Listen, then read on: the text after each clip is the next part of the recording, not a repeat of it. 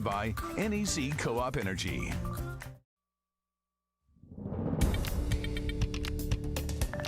Hey there, Corpus Christi. Good evening on this hottest day of 2022 so far.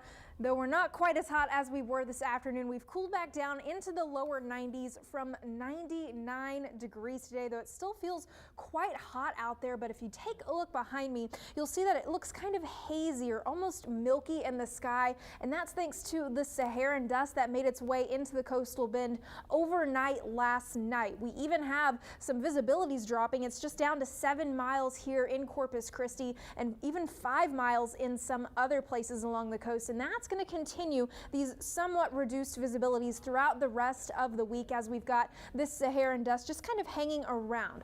There's high pressure over the eastern United States. Right here you can see the flow around it coming up into the coastal bend, and that's why we're going to see all of that Saharan dust over the next week just hanging around. And here's a little tropical overview real quick. The National Hurricane Center giving a 90% chance of development over the next 5 days to this area here south of Mexico, and then another 20% chance here. The one that we're going to be looking at mainly is this one right here, a 20% chance over the next 5 days for that one to develop. Now, again, keep in mind that this Saharan dust, we're going to be seeing it basically all week. And remember that tropical storms and systems, they don't like the dry air that the Saharan dust resides in and brings. So that is definitely going to be working in our favor for us.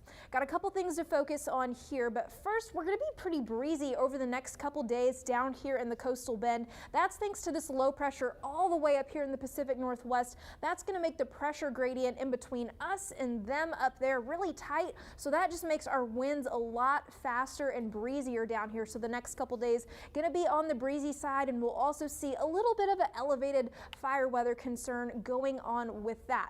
Now this high pressure here, again, the flow around it bringing in that Saharan dust and keeping us hazy, but as it stays over here in the eastern United States, that means our temperatures, for a few reasons, which I'll explain in a minute, are going to be a little bit cooler, if you want to call them low 90s cool. But going into Father's Day weekend, that high pressure is going to slide back over into the central United States. So that means that we're going to be under this big ridge or this heat dome, and we've got a hot and hazy Father's Day in store for you. So here's a little bit of weather math on just why those temperatures are going to be a little bit cooler. We've got that flow coming up from the Gulf of Mexico, so that means we have a lot of moisture in the atmosphere, and that the humidity makes the air more difficult to heat up. So then above us we have cooler temperatures in the atmosphere, and then one of my favorite things, the Saharan dust, it actually prevents some radiation from getting down to the surface, so that gets us not quite as warm. So overall we see those cooler midweek temperatures. So instead of those upper and mid 90s,